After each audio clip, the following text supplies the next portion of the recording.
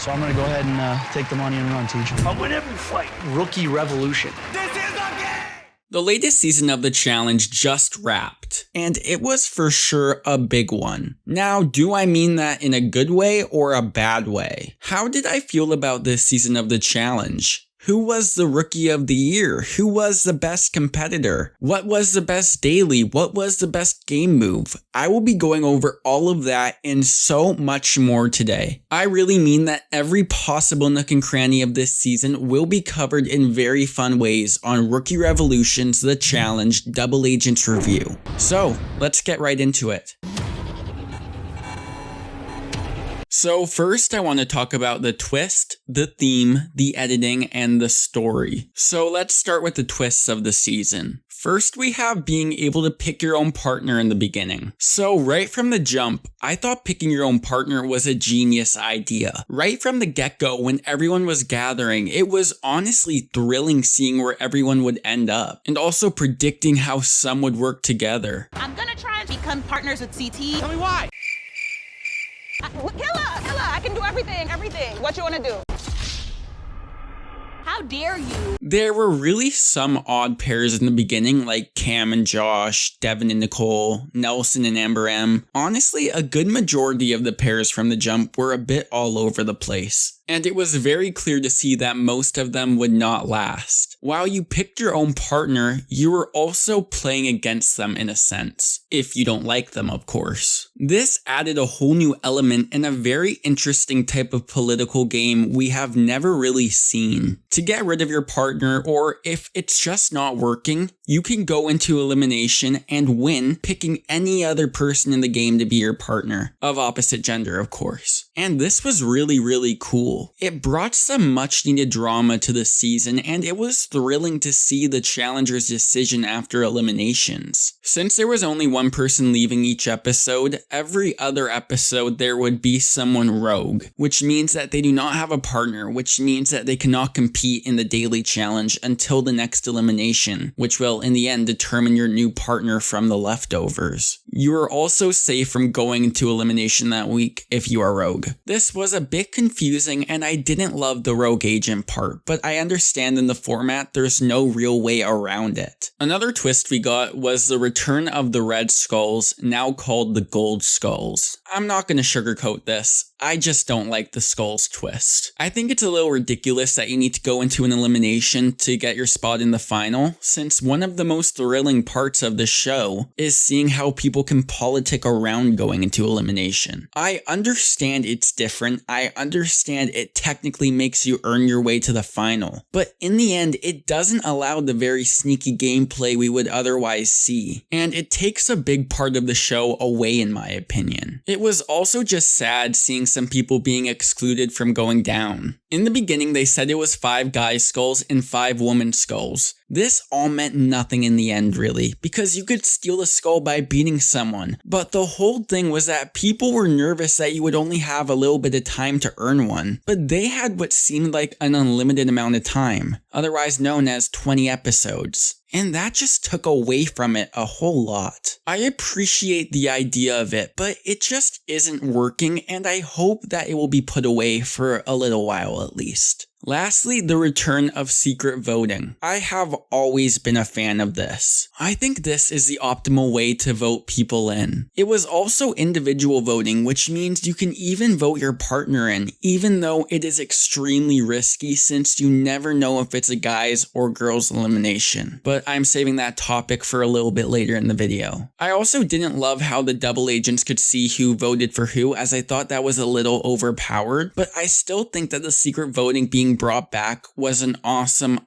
aspect of the season. Now the theme, which was obviously spy-based. I thought this theme was way overdone. I did not like how they would make it seem like a movie and make it so serious. The TJ and handler stuff was actually just really cringy. My name is TJ Lavin and I'm your handler for this season. I understand the risks they took with this theme, but in my opinion, it was a complete miss. The challenge shouldn't feel like a really badly done James Bond movie. Even in the confessionals, they would have to dress up like spies. They told everybody to dress like spies. Okay, for the editing, I have a really big problem problem. In Eliminations specifically, they are way too over-edited. We can barely keep up with what's going on. In Hall Brawl, for example, they show the same run 20 times and barely show the collision without really distracting special effects. Eliminations should feel fun to watch, and the ones this season honestly felt like a chore to try and figure out what's going on. More editing doesn't always mean better.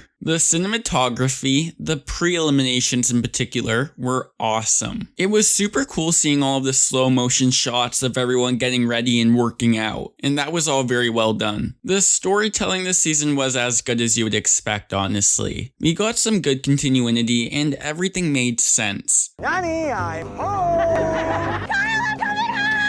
We didn't get too much fluff within the episodes, and when they didn't have enough content, they just wouldn't stretch the episode. They would just shorten them. I think although some of the house dynamics were boring, they did the best they could with what they had. It was more of a cast problem than a storytelling problem, but I give them kudos for giving somewhat interesting and endearing storylines this season.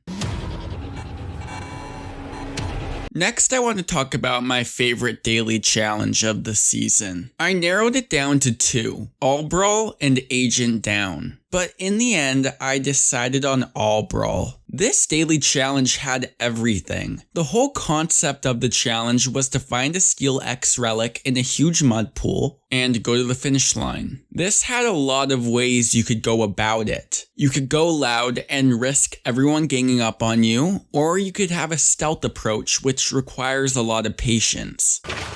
I'll give him a little fake. Oof, oof. You need to have sneakiness. You need to be careful. For example, Naughty took the loud approach and got killed while smiling. Nanny's reaction to finding the relic is, "Oh my god, I've got it! I can't believe I've got it!" No, Nanny, there is 4 angry girls coming towards you. While Nom decided to go stealth, and he absolutely killed it. CT did a really weird method where he walked with it on his feet, which again was different and really smart. The second round of this daily was just a good old-fashioned pole wrestle. We got some really good matchups in Nom and CT, which was probably the most exciting part. CT proved he still had his physical elimination touch from this, as Nom is no slouch strength-wise. Shit boy's back, mother.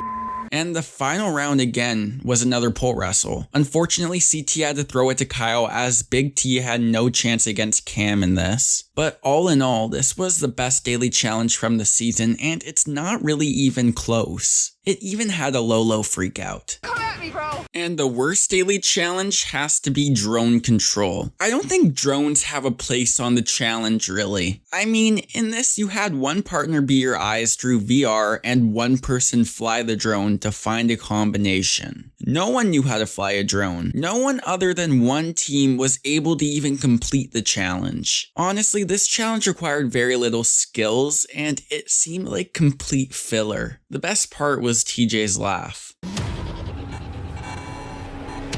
Okay, so the best elimination of this season, in my opinion, giving absolutely no credit to Fessy, was Fessy vs Nelson in Hall Brawl. This is completely because of Nelson. If you have ever doubted his heart, just look here. He was completely blindsided by one of his best friends and fought tooth and nail to stay in the game. Did Fessy just play me? I considered this guy my friend. Although he didn't win, he played with class, unlike Fessy, who would throw dirt in his eyes. I am literally in pain, screaming. This whole elimination made me love Nelson even more. It was 2-0 with Fessy winning, but the performance Nelson put up did not make it easy for Fessy at all. The worst elimination is yet another Hall Brawl, but this time it's Amber M vs Amber B. At the time of this elimination, it kind of felt like no matter who won, it wasn't going to change the dynamic of the game in the long run. This Hall Brawl also had a twist where you need to bring 3 balls back to your side. Amber B absolutely dominated Amber M. She lapped her by a long shot. At one point, Amber M was just running and didn't even notice that she dropped her ball. Amber M, the ball. Amber M. Amber M's elimination performance was so bad, it was just funny to watch, especially seeing the end where Amber B just throws Amber M with one hand. I don't think this was what the challenge gods had in mind when they created Hall Brawl. Excuse me. Sorry, let me get by. Is that yours? I think you dropped it. I'll be right back. I'm gonna look at my ball. You want something? Now, I'm going to talk about the final, even though this is not the final topic of the video. The final, I feel, was a huge improvement from the last two. It was genuinely difficult and had all the elements of a final you would want to see. Long runs, good checkpoints, overnight portions, gross eating. Can I get another one? 2 for 1 Bloody Marys over here. Kayaking. But my favorite thing this final did was bring back some of the daily challenges from the season and incorporated them into some checkpoints. I think that was really smart. It really did make it seem like all season you were just training for this huge moment, and it all came back full circle. Some competitors shine in different aspects of the game, and for example, Amber B showed that she is a finals machine. It's like she was born to run them. No joke. Now Fessy, well, he was pathetic. He talked a big game all season, and he pushed his partner too hard right from the start and refused to eat, making himself get purged. It was just pathetic. And the worst part is, he doesn't even realize. Come on, kid. Come on, come on. You need to pick it up. Come on. Fessy, all I can see in his eyes is, she lost this final for me. Pussy. Leroy, Cam, and Corey, and in a way Nani, all did really exceptionally well in this final, but CT and Amber B were just not beatable in this final. Like I said, this final had everything I personally could have asked for, and it was a highlight of the whole season for me, truthfully. Now for the reunion. This reunion was really good. Everyone showed a lot of charm here except for Fessy. It was pretty much a hate on Fessy show. Everyone was just roasting him and he honestly looked really bad in this reunion. The reunion had a lot of sweet moments though, and the highlight for me honestly was Devin. He was super funny here. I'm a good competitor. That's what I said. Back-to-back finals, you come in 4th place. You know who else came in last place in the final? Me. You're just as good as me, idiot. Cam and Leroy were cute as always with another really funny moment. When we very first met, he looked down at my feet. He's like, you have really nice feet. And I was like, weirdo. There just isn't much to complain about here, except for that Devin Simone wasn't the host. Now for the good and the bad. I'll start with the bad. Honestly, this season was just way too long. I completely understand with COVID, you want to make sure you have content airing. But I'd rather shorten the episode number with really good content than watching episodes with no substance. For a challenge season, 20 episodes is just too many. I think 16 is now the sweet spot. Another big problem was not making the guy and girl days on a solid rotation. Obviously, they don't want the challengers to know what's coming, but there shouldn't be 3 guy eliminations in a row. I just thought that was a bit ridiculous. And finally, is it me, or did the cast feel a bit underwhelming? I feel as though they're casting too many athletes and there's not enough people who will bring the drama. And like I mentioned before, the skulls and the elimination editing, I didn't like. Now for the good. Actually, this is going to be mixed into my final big topic, the Superlative Speed Round Awards. So lastly, I'm going to do a speed round of sorts, giving awards to some people, but in a superlative speed round awards type of way. The best confessionals. The nominees were Devin, Big T, and Kyle. And the winner is Kyle. Kyle's confessionals were a highlight for me this season. He is so enthusiastic and genuinely funny. He made me laugh out loud multiple times this season. Fessy reads like a robot. I am a competitor. I am the very best. I want a gold star from TJ. The nominees for craziest game move is CT leaving Big T, Nani picking Kyle again, and Fessy going against Nelson. This one might be controversial, but Nani picking Kyle. Let me explain. These two have proven that they just don't work well together, and this was a late game move. So there was a good chance that this would be your last partner. CT was her other option here, and if she cared about Kyle, she would have picked CT because it ensures Kyle's spot in the final. And she also gets CT as a partner. Honestly, it was just a dumb move all around on Nani's part. I hate you, Nani. He wanted to go rogue so bad to save himself, but I don't care. I want to win as badly as I want to have fun while winning. That was so dumb. I'm not even gonna do nominees for biggest disappointment. Lolo is an Olympic athlete, if you didn't know, and she just couldn't handle the challenge. She couldn't handle the mental game, and that made her physical skills weaker. It's really too bad considering how much she dominated Champs vs. Pros. For worst partnerships, the nominees are Fessy and Anissa, Fessy and Amber B, and Fessy with Nani. The winner is Fessy with everybody. Fessy proved this season that he hates being with a partner, and he will pretty much blame everything that goes wrong on you. Fessy really is the worst type of partner to have in this game. All season. No, you haven't. You mean protected by an anchor? Why you pick me though? Every dude's a strong dude. Can't even compete this season. The best partnership award nominees are Casey and Leroy, Big T and CT, and Kyle and Cam. The winners are Casey and Leroy, and Big T and CT, but for different reasons. CT and Big T because it was so wholesome. It was honestly one of the best parts of the season, seeing them grow and their bond. While Casey and Leroy were the most dominant team, they won 5 daily challenges and showed they worked super well together. So statistically, they were the best. Rookie of the season is obviously Amber B. This was a pretty weak rookie class and Amber B won, so it was an easy choice. And finally, the saddest moment is none other than Leroy losing. It was Leroy's final season and he just couldn't get his win. It was honestly heartbreaking, especially since he killed the season in every way. I do have to say, the way he handled losing was among the best I have ever seen, and I give Leroy a lot of kudos, and the best of luck outside of the show. We'll miss you, Leroy. Thank you to everybody, fans, friends, family. Thank you to everybody that was a part of this journey. Now it's time to grade this season. I really have mixed opinions on this season as a whole. I think as we went over it, it has so many weak points, but it also has a lot of strong points that at some point they just start conflicting with each other. I'm not gonna lie, the cons outweigh the pros just a little bit for me. Will this be the first season I want to rewatch? No, absolutely not. Will I watch this season 50 times in the next year? You bet.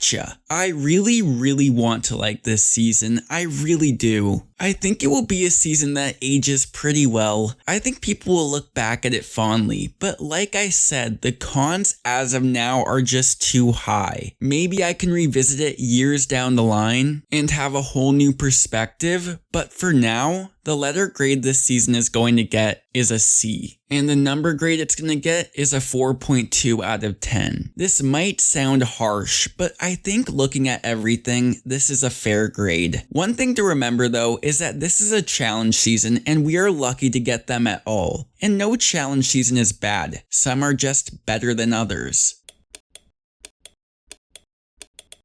I'm sure you are all probably wondering what that number was. Well, if you all like this video, you will find out soon enough. Which brings me to this. Should I review past seasons? What do you all think? Anyways, please like, comment, and subscribe. Follow me on Twitter, link in the description. Lots of cool stuff in the works. So until next time, as always, take care.